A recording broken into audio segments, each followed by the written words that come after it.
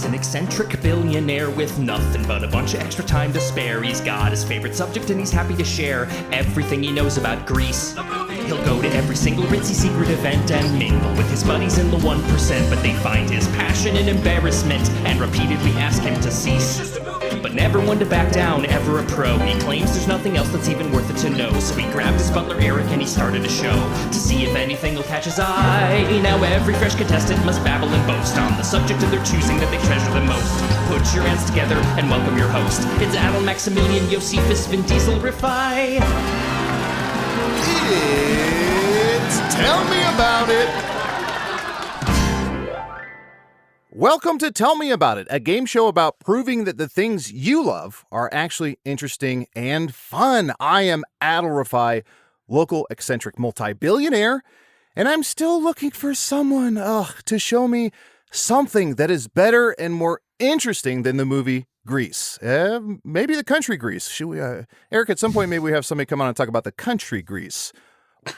Might be kind of fun. Though I am not doing this by myself, as I just yelled out, I spent 4 hours painting him and gave him a 1/60th scale model tank to drive around in. It's Eric Silver. Look, I'm so tall now. I'm on top of a tank. It's beautiful. Wow. Thank you, Adal. And 1/60th, that's the way to say that scale? Yeah, that's about right. Okay. I wouldn't correct you anyway because my whole life is based around you feeling good about yourself, but I think that's correct. Oh, thank you. Yes, placate me. That's all I ask. I really appreciate you taking the time to paint me. I thought that I feel so much more vibrant now that I'm not just gray and polymer after you cracked me out of some plastic that you bought at the scariest games workshop you've ever seen. Yes, you're welcome, and I'm sorry that you look like a French girl. I thought to paint you like one of them. That's fair. It's better than when you painted me nude like you did last time. I'm glad you gave me at least one cloth. And for listeners, it was tasteful. It was a nude descending a staircase, and by descending, I mean pushed down. You landed so hard on your balls. Every other stair, I landed on my balls, and then I landed on my eyeballs on the other stairs. That's the thing about if you go to the Guggenheim and you see nude descending a staircase, I have to assume that's where it's located. You can't tell from the painting that guy lands so hard on his balls. But next time you go and view the art, just think about that. Anytime you view Whistler's mother, just think about maybe, how her taint's doing. She's been sitting in that rocking chair for way so long. Yes, exactly. Eric, enough of our shenanigans. That should be a bar name.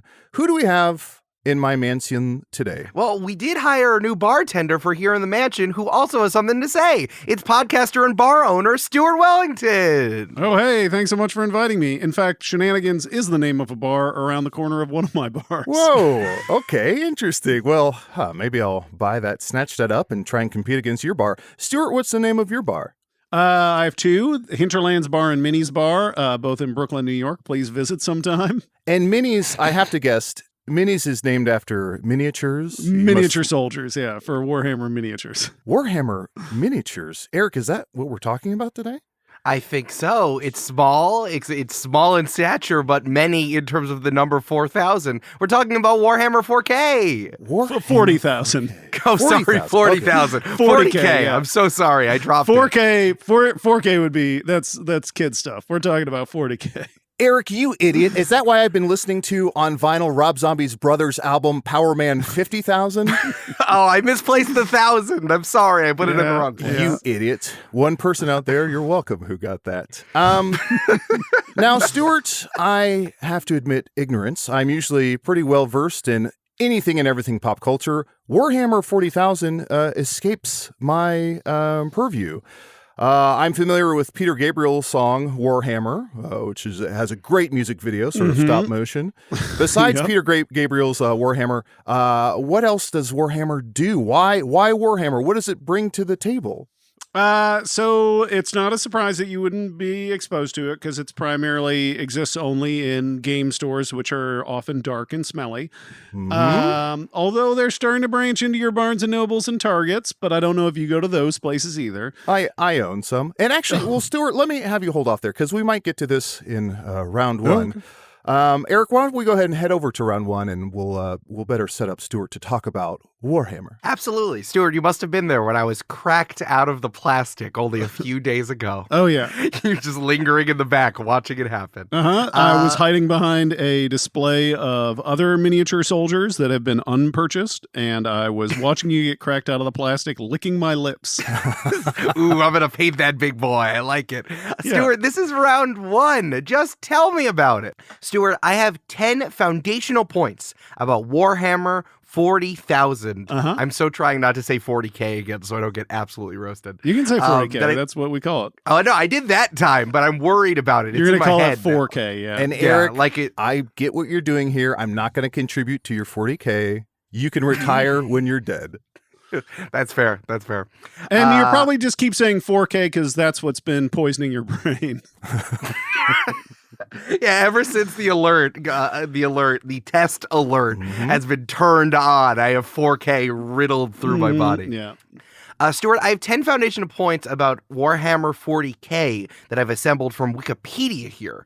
I would love if you could give us an overview of your topic in 5 minutes. You're going to get points for hitting every bullet, especially if you make this sound interesting and cool. Everything I say sounds cool anyway. So I'm here to talk about Warhammer 40K. It is a tabletop miniature war game based far in the future, where humanity is beset on all sides by aliens, demons, and other nasties. In the game, you build and paint a collection of, at this point, plastic miniature soldiers that are about 28 to 32 millimeter, depending on when you purchase those models. You glue them together, you hand paint them yourselves, and then you play a war game against your friends, or I guess weird guys you meet at a game store. Some of the factions are, you have your basic humans, but the most popular are, of course, the super soldiers, the space marines of the Adeptus Astartes, who are genetically enhanced super soldiers who fight all the galaxy's enemies, who have a variety of genetic enhancements, including multiple hearts, a layer of extra skin under their skin that allows them to wear powered armor. They carry guns that shoot out tiny miniature missiles about the size of a soda can that blow you apart. They're really cool and tough, and yeah, that's great.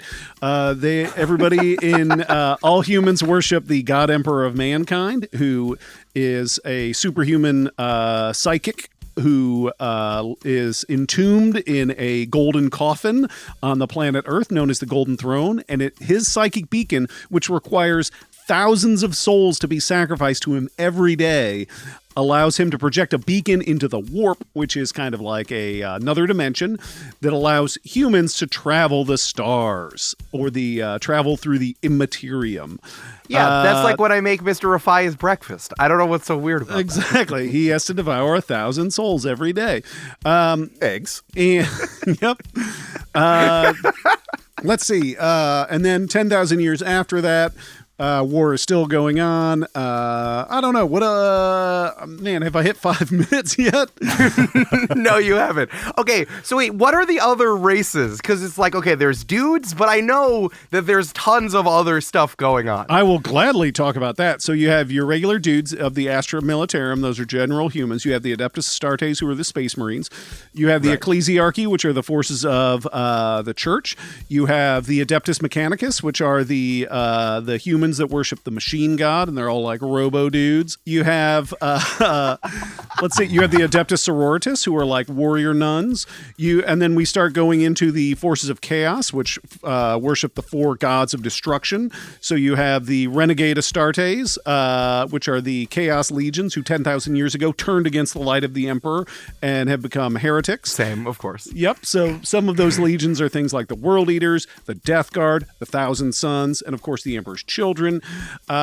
In addition to that, we have various alien forces, aliens such as the Eldar or the Aldari, who are kind of like space elves. They fly around in giant craft worlds. There's not very many of them left. They're like super smart, and they see the future, and they cast rune sticks. There's the evil version of them called the Drukari, who are like... Wait, Drukari, the host of Price is Right? That is. They're named after Drukari, the host of Price is Right. Cleveland's own? He seems like a good dude because he donated money to the WGA strike, but in fact, This is an entire alien race that is built on worshiping or like devouring pain and pleasure in equal measure.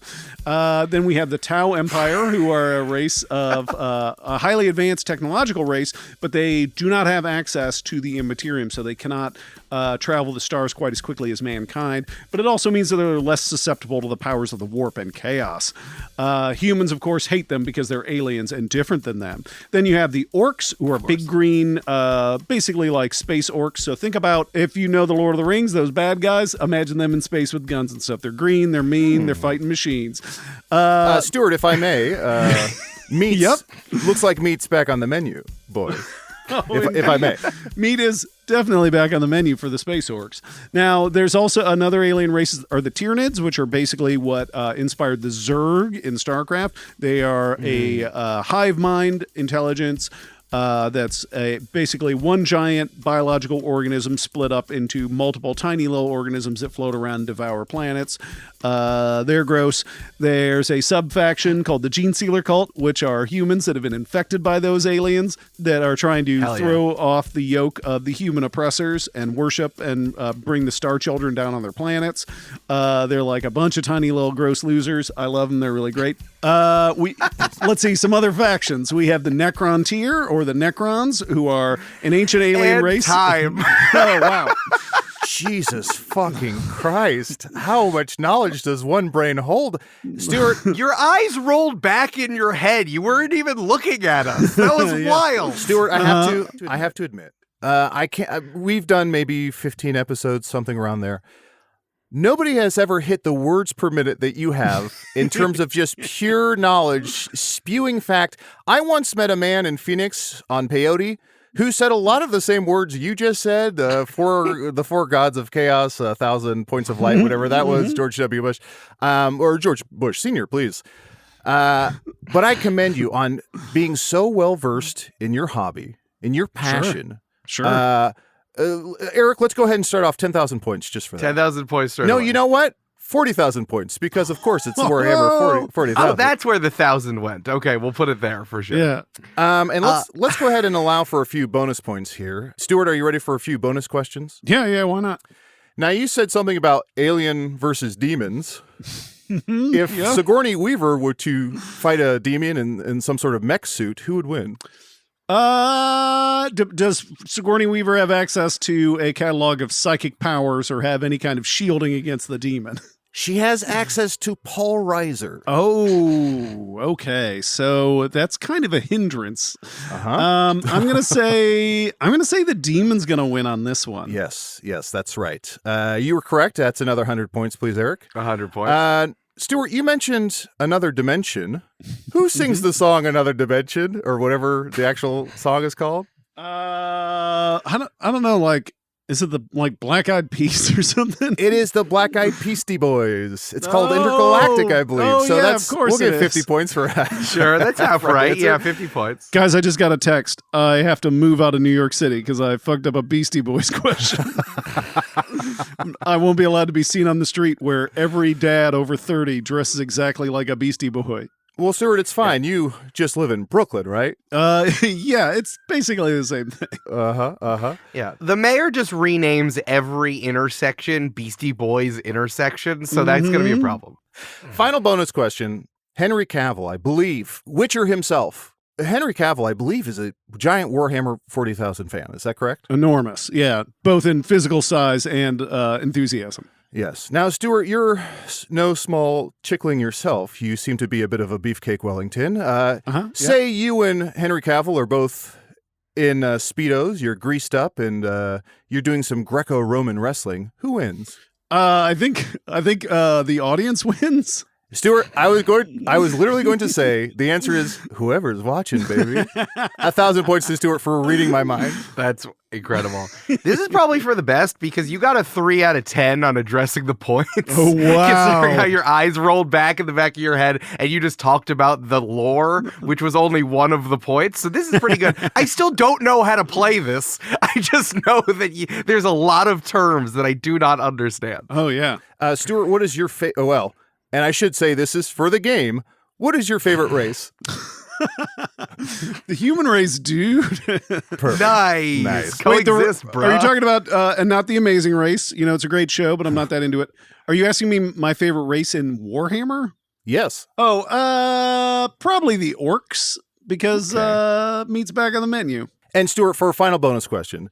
Yes. An orc saying, looks like meat's back on the menu, boys, suggests that when orcs eat, they dine out and look over a menu. Could you name 3 potential items on an orc restaurant menu? Yeah. Okay. So you're always going to need, you're always going to have some kind of like seasonal salad, usually like an arugula salad. That's essential. Yeah. Everybody loves that. Yes, of course. For the orcs who are looking to cut down. Yeah. Cut weight. The fish of the day, which is always bronzino. Like, okay, I get it. And then, they're definitely gonna have some kind of like a hanger steak, something like a cheap cut of meat they can slap on there. Put a starch on there as well. It's good. Absolutely. But everything's spelled just a little bit different. These orcs are spelled O-R-K. So steak is spelled S-T-A-K-E. Yeah. Just to make it clear. Yeah, you're looking at the menu. property. Yeah. Another 50 points to Stuart for the orc menu items. Orc, of course, the other white meat. Eric, how many points does Stuart now have? Totaling it all up, Stuart, you have 41,203 points. Congratulations. Thanks. And Stuart, I should remind you, I think I've mentioned this in every episode. Eric, correct me if I'm wrong. Stuart, if you happen to get, I want to say 526,800 points, the rent number, as we call it, you enter a special intergalactic bonus round. Just keep that in mind. Okay, I'll try. I'll keep my eyes on the prize. Beautiful. Keep eating souls. Speaking of eye on the prize, I know they did that social experiment where a kid could either eat a marshmallow or hang out for a little bit and get 2 marshmallows or something. Speaking of 2, Eric, take us on over to marshmallow round 2. Absolutely. This is round 2, the perfect thing. Stuart, can you explain what a perfect encapsulation of Warhammer 40K is? If someone asked you, well, what's an example of why you love this thing so much? What would you say? I like sitting around by myself and painting little dudes. And then having those little dudes and making little sounds, like when I'm painting like a little guy with a gun, I make little pew pew sounds. If I'm painting a tank or a vehicle, I make vroom vrooms. And every once in a while, I get to play a game with my friends where we try and figure out the rules, and then we get annoyed with each other. And it takes too long. It's great. I was going to ask you, like, it seems like you're more of the kind of person who just likes, I'm going to do my little Warhammer together, and it doesn't really matter who I Warhammer at. The majority, it sounds like 95% of the time is like, I have my little miniature, and I'm going to think about orcs, and I'm just going to paint them and have a good time. Yeah, I mean, just to be real a second, I like painting my models. I don't have a lot of time to play games because I'm a grown-up and I have a life. But when I do get to play games, I try to learn the rules so that the game goes smoothly, but I don't actually care anymore about winning games because, that's not a big deal. I like, having an excuse to hang out with my dudes and make pew-pew sounds. And my dudes, I assume you mean, are the orcs, the space orcs themselves. Mm-hmm. And my opponent. I don't play games by myself. I did during the pandemic, and I'm not ashamed to admit that I played a lot of solo games during the pandemic. Outstanding. 100 points for Stuart for that round 2 answer. That was fantastic. Thank you. And here's the thing, Stuart. What I really loved is that it feels like if someone else were to say like, oh, why don't you go play with your pew pew vroom vroom? It seems like almost like a sarcastic tone or as a pejorative. So I love that you embrace the pew pew vroom vroom of it all. It also sounds like pew pew vroom vroom could be like a Sondheim patter song. So another 1,000 points to Stuart. Yeah, if somebody says that to me, I'm like, sure, thanks, peace. Smell you later. Stuart, for the bonus question, there's only one bonus question for round 2, which is a little birdie told me, could have been a space birdie or spurdy, if you will. Yep. Little birdie told me that there's another Adal Rifai out there in the world who, for your birthday, for one of your special birthdays, he sent you a Warhammer figure, knowing that you loved Warhammer, but he sent you a figure not knowing if this is part of your game or you could do anything with it. Do you remember what type of figure that was? The other Adal Rifai sent me a great unclean one of Nurgle, and a greater demon of the chaos god Nurgle, the god of pestilence and plague and laughter. So he does it all. Get you a unclean that can do it all. Yeah, he's a jolly fellow. And does he figure into your games, or was that a awful purchase. No, it was a great purchase. It's a model that it's actually a model I've always wanted, and I never bought it for myself, and I'm very happy to have it. Good. Because, again, a little birdie told me that Adal, whoever that might be, was simply looking online and said, what's the weirdest looking thing I could buy in terms of Warhammer figure? And that's what he stumbled across. So I'm glad to hear that it was... Wow, he could have found much weirder stuff. Well, my browsers have a parental control, so I'm sorry, his browsers. What the other Adal got me is the Warhammer equivalent of Chet from Weird Science. So when Chet becomes a blob monster at the end of Weird Science, that's what it looks like, and it's very cool. I have to ask, what is something weirder than the unclean Nurgle miniature? Like a big blob exists? that's carrying like a bell and he's smiling and his guts are hanging out. That's a pretty good question. There's a guy who worships the Slanesh, the god of pleasure and pain, and he's sitting on a chariot and he has like people feeding him food and like fanning him, and it's being dragged by like half man, half monster beasts. Everything's very naked and very Hellraiser-y. That's pretty weird. When you're in person at the Games Workshop and you come up with that, are they just like, cool, great job, love that you bought this, and then you just move on, or no one says anything about this? Well, if I bring something like that up to the register, the guy's like, oh, please spend $100+ in my store, sir, on this weird thing. And I'm like, yeah, take my money. Don't look in my face. And he gives a look of like, I know you're going to fuck this figurine. Of course. That's what you drill a hole in the base of the figurine and you have sex with it. And I'm looking online here, Stuart, and it does say, correct me if I'm wrong, it does say here that Nurgle, am I pronouncing that right, Nurgle? Yep. It does say that Nurgle's here full name is Stephen Nurgle, except for he can go into a machine that makes him Stefan Nurgle, who's sort of a cooler, more sophisticated version, white tux. Exactly. And the whole point of him is to wear you down. Yeah, and the thing is that when he becomes Stefan Nurgle, Laura actually is attracted to him, which is weird. She loves Stefan Nurgle, which is not who he is. And he can't be him all the time because that's not him being true to himself. You know what I mean? You get it. I know exactly what you mean. Yeah. 10,000 points for the answer for that one. Eric, what does that bring Stuart's total to at the end of round 2? You are now you have 52,303 points. Congratulations, Stuart. Yes. Eric, I forget. Do we have to take an ad rock break, or we just keep going?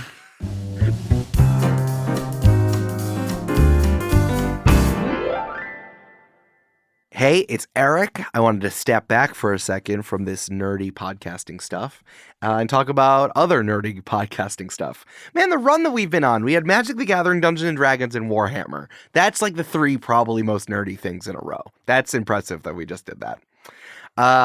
Hey, if you want to support what we do here, if you like hearing everyone's interesting stuff, if you like what you do and you want to support independent podcasting, please go on over to the Patreon, patreon.com/TMAIpod. You can hear me say your name out loud. If you become a patron, you can get us to make your very own Tell Me About It. We do one for you, or if you're a billionaire, you get ad-free episodes, you get tons of stuff. If you like this, if you like the show, you want to support us, and you want to hear me say your name, go to patreon.com/gamesandfeelings. I think you also like a show from the Multitude Podcast Collective. Maybe you haven't checked it out. It's called Exolore. Here's the deal. This woman, Dr. Moya McTeer, is an astrophysicist and folklorist who talks about world building as if it is an actual real thing. Like, she uses science and applies it to worlds in TV shows, movies, books, etc., or thinks up what a world would be if we changed something on our world and turned into something else. Like, the premise of this podcast is something I have never heard before, and I still have not heard. And Moya's just like, yeah, here's all the stuff that I like. Here it is.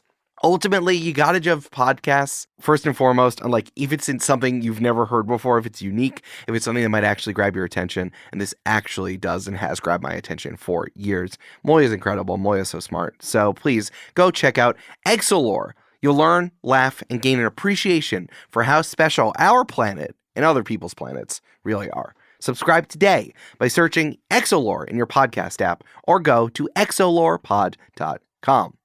We are sponsored this week by Hero Forge, which I think is very apt for the Warhammer 40K episode. You know how Stuart's always like, oh yeah, to spend a bunch of money on all this stuff with the weird IP that they're putting on and how you have to go to England and like go to their game store and all that? No. Hero Forge can help you out. If you want to make your own minis, you can fully customize them using Hero Forge's in-browser editor. Our easy-to-use design tool lets you build perfect miniatures online using a fully 3D in-depth character creator. Hero Forge offers custom minis in a variety of materials, including color printing. Yeah, Stuart needs to get there with a tiny ass brush. It's so lethal. It's like two mouse hairs on a brush. Nah, dude. Hero Forge will color it for you. Hero Forge's 2.0 color technology allows you to create your perfect miniature in color with advanced features like decals, makeup, war paint, and more. Design your unique miniatures and get them printed in color, no painting needed. I've been doing it for years. I have a full shelf of all of the minis that I've made for Join the Party over the years. It's so much fun. Your role-playing world is colorful. Now make sure your minis are too. Visit heroforge.com to start designing your custom miniatures today and check back often. New content is added every single week. And now, back to the show. Let's go ahead and all at the same time scream round 3. Eric, take us on over to round 3. Thank you. And answer. This is the question and answer portion. We have some follow-up questions for you. Also, I'm worried that this is not real and you've been making up all of this, so we have to interrogate you a little bit. Okay. These are the gotcha questions that Henry Cavill has warned you so much about. Please answer as many as are given. Stuart, are you ready? Yeah, born ready. Okay. Question number 1. If I'm starting from scratch, how much time and money is going to go into the lead up to my first game of Warhammer 40K? Probably a long time, because you gotta glue your little guys together and paint them and stuff and then learn the rules. They like to say that it doesn't take very much time at all, but at least 10 hours. Okay. And how much money are we talking? 40K? For 40K, you want an army? Yeah, we're talking probably about $200, okay, give or take. I thought that this was going to be more of a gotcha question. Everyone knows that Warhammer is incredibly opaque and incredibly expensive to begin, but you're just yeah, dude, whatever. Just paint your guys. You're unflapped, Stuart. Yeah, you just buy your crap and paint it, dude. Question number 2. On the wave of nerd stuff being cool now, do you think this is going to break through? Wait, what? Yeah, that nerd stuff happened? is cool now. Nerds is pops and populars is nerds. I don't know. I mean, they just did a licensing deal with Amazon to produce content, so that with aforementioned Henry Cavill, so maybe.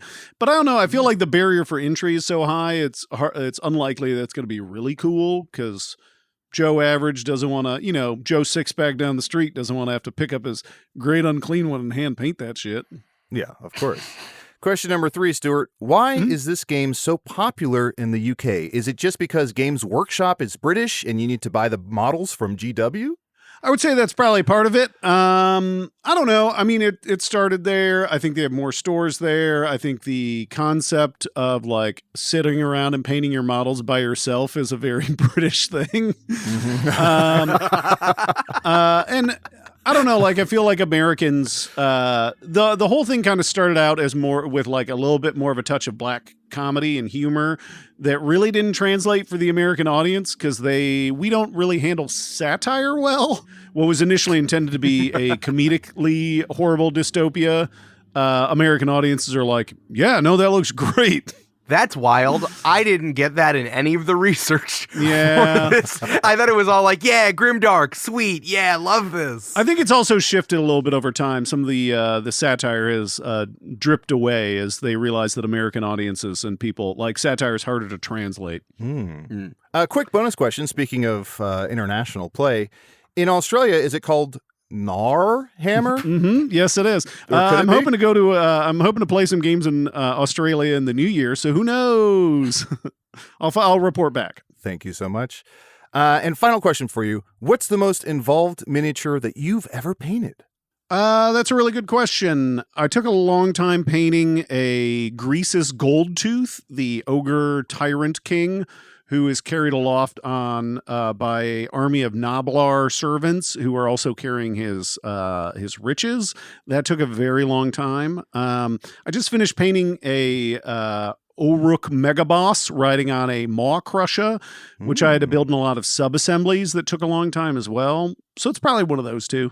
Beautiful. I'm going to say 1,500 points for this round. Eric, go ahead and tally up what Stuart has at the end of round 3. At the thing, I still don't know if you're making all of this up. You could just be improvising your face off, and I don't know. I just don't know. But the straight face, I don't know if staring at miniatures and painting them with a tiny brush has chilled you out so much that I cannot fucking tell. Yeah, that's my whole deal.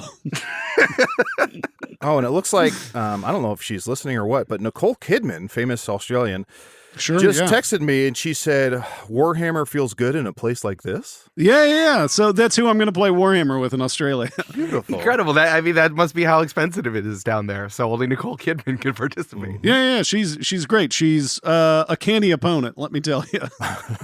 I'm not kidding, man. Stuart, you have 53,803 points. You are cooking.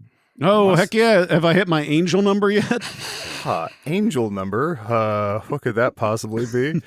No rent number yet for sure, but let's go ahead and rent an apartment so we can get out of this mansion and get over to round 4. This is the Wheel of Extraordinary Challenges. I've instructed my manservant to prepare a few wacky mini games here, Stuart, to test your intellectual and creative mettle. Perfect. Eric, what do we have today? We are going to play a game called Dragon's Den 40,000. Now, Stuart, you seem to be informed about a lot of things about the lore of Warhammer 40K, but do you know about the many spin-offs that Games Workshop has sold to other places that I almost boggle the mind as much of any of the minis that you have talked about? Stuart, I want you to pretend that you are pitching these projects to the executives at Games Workshop. You have 60 seconds to convince them that these are good ideas, but luckily, everything I'm about to tell you happened. So they're already successful. So it's going to be good. You're going to be pitching it to Mr. Rifai, who's going to be playing the executive at Games Workshop. Do you need a second to get into character, Mr. Rifai? As I think I just learned from a previous question, Eric Stewart, it sounds like Games Workshop is in England. Is that right? Yep. It is in England, yes. Okay, let me turn around and pretend that I'm doing something with my face. Brahim, Mr. Wellington, please, whenever you're ready, pitch away. Wonderful. All right, Stuart, your first pitch is the thing that we've been talking about. Amazon Studios acquired the TV and film rights to Warhammer, and it was very important that Henry Cavill was involved because he is a big fan of the IP. Please, pitch away. Yeah. Hey guys, have you ever heard of the fucking Witcher? That's Henry Cavill, dude. People love that guy. Now, so you already got some crossover sex appeal right there, so you got to put that dude in your show. Can he be a space marine? Yes. Can he be a regular human? That's going to be tough because he looks like a Superman. The thing is that Henry Cavill's a big deal, and the best way to bring that dude onto the silver screen, or the smaller silver screen, that's right, your TV, is through Amazon Studios. So that's why we need Games Workshop to approve this deal where Henry Cavill and Amazon Studios make a bunch of Warhammer-ass shows to go right into people's TVs so that they will then turn around and buy your fucking miniatures, dude. Brahim, rhubarb. That sounds very good. As long as Henry Cavill has never dated someone 1/4 his age, I see no problem there. That's a tough call, dude. Anyone in Hollywood dates people. If you date somebody your own age in Hollywood, it boggles my mind, and I know all this Warhammer crap. Very good, very good. Next pitch, please. All right, Stuart, I want you to pitch Monopoly Warhammer 40K, which is a real Monopoly that was published a few years ago that is based all around Warhammer 40K. It was published by Games Workshop, I guess, in a relationship with I guess Hasbro runs Monopoly, but I think, yes, it's a real thing. Mm-hmm. Not Parker Brothers? That's not a Parker Brothers. Oh, it probably thing, is. Maybe... Yes, the Zerg melted my brain before. Oh, we no. Were talking about StarCraft. Now we're talking. Yeah, Blizzard got you. Okay, so, hey, Games Workshop. You know what every game people love? Because you make games, but you know what game you don't work on? It's called Monopoly. Monopoly is one of the most popular games in the universe. It's got tiny miniatures. Those miniatures, not as good as yours. You need to put your miniatures on that board. You know what would be great? Is if we changed all the names of that boring-ass Atlantic City shit, change it to Warhammer shit.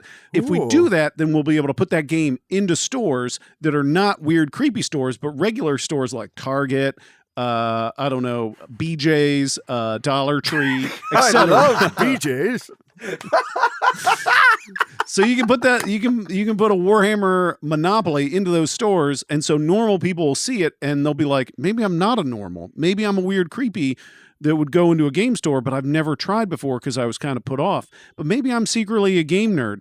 And I bought this store in a regular ass BJ, so now I've been like converted into being a Warhammer dude. I think that's the best idea. Warhammer Monopoly, sell that shit, dude. Dude, I like that. Yes, and if I could just address the room, we here in England call it monopoly. It's sort of an aluminium situation, monopoly. I thought you were going to be like, we call them job blows. It's different. Oh, yes, we do call those job blows. Of course. Don't be crazy. Sitting in an English garden, waiting for the rain to fall. Next pitch, please. Incredible. All right, Stuart, you did point out that the world of Warhammer is ultra violent and grimdark, maybe from a satirical lens, but maybe we lost it over the time because maybe they really weren't thinking about it, because in 2008, a line of novels for readers 8 to 12 were announced. Yeah, okay. This is going to be a tough sell. Okay. Hey, you want some kids to read your stuff, right? But you're having trouble having parents buy that stuff because it's so grim, dark, and cool. Yes. Well, you know what? We should make some books that are like kind of like that stuff, but a little bit lighter. So it's going to introduce kids to this world, but like not the worst parts of it, not the cool stuff, but just like enough of it, like a taste of it. So they're going to want to buy more of it. And then they're going to eventually, it's crazy because we're even targeting kids that can't even handle building complex models at this age. They're going to be too young for that, but that's fine because we're going to instill that taste. So in the back of their head, when they get to that age, they're going to be like, I want you to spend thousands of dollars on my hobby, Mom. So that's the best thing we could do is make a line of books, because that's what kids love too, is they love books. But you got to make sure they're a little bit tamer in case Mom or Dad is reading the book to the kid, so they don't realize that it's like super sick, gross shit like what we actually make. Dude. Dude, again, I love Eric. Sorry, my assistant Eric here. Every time he says dude, please add another 1,000 points to the score. I love this idea. Yes, British children love to read, and especially little nasty bits. Roald Dahl was insane, and also a terrible person, but a lot of his books had terribly disgusting, terrible, super popular creatures, and also one of our own, which we don't really care for her anymore, J.K. blah blah blah. What's her name? She introduced our children to Snake Hitler. So it's all fair game, I believe. Eric, what's our final pitch? Really quick question, Stuart. Have you ever painted Snake Hitler, or you haven't found that one? I haven't bought that guy yet, but if I do, I will paint the shit out of him. Okay, good. This is the final real one. Games Workshop set up their own record label called Warhammer Records. Yeah. They signed the death metal band D-Rock to their label. They put out an album called Oblivion that featured songs based on Warhammer. Turns out also Brian May of Queen played on 2 of the songs. The sickest band of all time. And yes, Brian, you may. Stuart, you may as well, whenever you're ready. Okay, Warhammer Records. You're like, what's that? I've never heard of that, because that's a thing you're going to do. You're going to make a record label. It's called Warhammer Records. Yes. Now, for too long... Never heard of it. Well, that's because you have to invent it first. Yeah. For too long, you've allowed other bands to do sick-ass shit using your intellectual property, and you made not a single dime off it. Now you can make some money off it. You know that band Bolt Thrower that fucking whips ass? Yes. Get them on your label. They've made tons of records, early stuff, even used your artwork. That's bonkers. You know how at Games Day in the US for years, Gwar was petitioning to perform and you kept saying no? That's silly. Let Guar perform. Get them on your label. It's amazing. They would love to be on your label because the thing is, you want guys who are dirtbag metalheads to get super into Warhammer because even though they don't have money, they're going to be super cool, and all the kids with money are going to want to be like them, so they're going to buy their dirtbag metalhead friends Warhammer stuff, so they're going to spend all that money on that crap. So that's what you need to do. You need to start a record label called Warhammer Records. You got to do that shit now, dude. Maybe the best answer yet, and Mr. Wellington, if I may, this is eerie because just yesterday I received a phone call from my cousin, Marvin Workshop, and he told me, you know that new record company you're wanting to start? Listen to this. And he played me Guar, and as a huge fan of Empire Records, joined the band, Mark. I have to say Guar is someone I've looked up to for ages. That's great. So I did it. Oh, wait, Stuart, could we do Warhammer 40,000? I think it's certainly something we can consider. I mean, it would be a wonderful tie-in product, dude. Oh, I guess then I won't even bring up MC Warhammer. Anyway, Stuart, outstanding job. Another 40,000 points, plus, I believe, 4,000 extra for all the dudes. Absolutely. I also want to give you another extra 1,000 points for naming Bolt Thrower, because I wanted to include that, and I said, no, that's too obscure. I'm not going to put that on him to know, and you knew it anyway. I'm not going to assume Stuart knows a band that never made a bad record, and they are the best. I should know. That's on me. I shouldn't have assumed. That's on me, Coach. That's I'll go me. ahead. Sorry, Adal here. I kicked out that old fussy British guy. Yeah. Adal back here. Stuart, I'm going to take a shot in the dark, and for an extra 10,000 points, can you name, I don't know, 5 to 10 black metal bands? 5 to 10 black metal bands. You have Darkthrone, you have Immortal, you have Mayhem, you have Satyricon, you have Cradle of Filth, you have, I don't know, Sejuder, you have you have Grima, you have Obseque, you have Panopticon, you have Inquisition. Now, granted, the inclusion of these bands... You're writing an incredibly obscure Ranker article as we speak. This is crazy. I will say, inclusion of any of those bands does not equal support of their beliefs or views or crimes. Well, I would say 100 points for each band, but I lost track. So let's just go ahead and give Stuart an extra 666 points. Absolutely. Eric, where does Stuart stand at the end of round 4? Stuart, you end with a very good amount of points. My favorite number, 98,469. Ooh, cool. Nice. Oh, we didn't get to the rent number, but 98,000 is the In the Heights number. So that's for one person out there listening. Stuart, thank you so much. This has been a goddamn delight. I want to thank you. It sounds like Games Workshop. Mr. Rifai, Sir Pip Hop Cheerio. Hold on. You have to do this with one more. Oh, yes, one more thing. That's right. It's me, the stuffy, fussy British man. Oh, okay. For a final bonus point, Stuart, you will answer this random trivia question about the world's most perfect film, Grace, which of course is what we call Grease here in England. Grace. The first production company to ask for the film adaptation rights for the musical wanted to make what genre of movie? Martial arts. Wow, that would be incredible. Imagine the T-Birds just like throwing down like Tony Jaa. Wow. Yep. I would watch the shit out of that. Imagine Danny running up the trunk of an elephant and doing a backflip to land on Kaneki, breaking his neck. Just doves coming out of nowhere. That would be awesome. A lot of Tony Jaa references from Adal. There's more elephant stuff, and then like Thailand's featured prominently. Yes. The Raid, of course. The Raid. Stuart, you're so close. It was actually an adult animated movie. They wanted it to be an adult animated like movie. Fritz the Cat? It was actually by Ralph Bakshi, who created Fritz the Cat, wanted him first crack. Yeah. I wonder what cartoonist he was planning on ripping off for it. That's a Wizards reference to the two people out there listening. Here's a wild fact. Yahoo Entertainment interviewed the co-creator of Grease, Jim Jacobs, and talked about the meeting with Ralph Bakshi. And they're like, laughing. The two guys are like laughing to each other, trying to hold it together. And Jim Jacobs is like, okay, Ralph, so how does it end? And he says, well, Danny Zuko commits suicide. And that was the end of the meeting. I think it would have been just as much of a cultural phenomenon.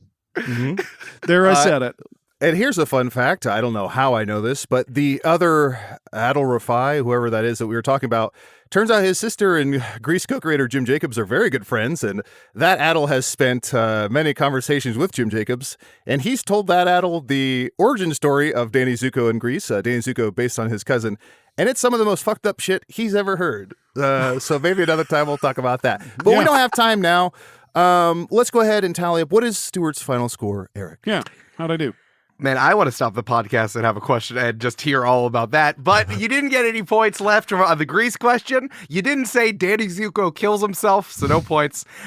You end with 98,469 points, which nice. If we're looking at the big high score board, Stuart, that puts you at number 1. Yes, I'm finally number 1 at something. Incredible. So what do I guess what's next for me? Let's see. Obviously I feel really good, so I'm going to call my parents, and then I think I'm going to have a really good session with my therapist talking about like really living into my successes. And I think one of my great successes is being number 1 at Warhammer, and like just being a great podcaster. So I think I'm going to do that. Cool. Stuart, one of the best. And you've won the right to plug any podcast or project that you're working on right now. That sounds perfect. Thank you, Adal. I will plug Hinterlands Bar and Minnie's Bar, both located in Brooklyn, New York. You should come out and visit, spend some money so that this guy can buy more Warhammer stuff. And I'll go ahead and say one of my favorite bars in the U.S. In the U.S., you fucking asshole. Well, hey, you can't compete with the bars in Golden Guy. They are on another level. Yeah, I'm sure. Yeah. But buy a T-shirt, the merch there is on point. Thank you. Best wallpaper out of any bar in Brooklyn, I can say. Oh, absolutely. Yes, that's what I like to hear. We and also, if you like listening to me talk a lot about boring garbage, you should check out my podcast. It's called The Flophouse. We've been doing it forever, and we review bad movies and talk about whatever else. So check us out. We're actually in the middle of doing 6 months worth of virtual live shows called Flop TV, where we talk about old stuff, including Cool World, directed by one Ralph Bakshi. Ooh. So check that out, Flophouse and Flop TV. Well, Stuart, a goddamn delight to have you. Thank you so much for coming on. That's all for this episode of Tell Me About It. Tune in next week for more pew pew and more vroom vroom. Say goodbye, Eric. Goodbye, Eric.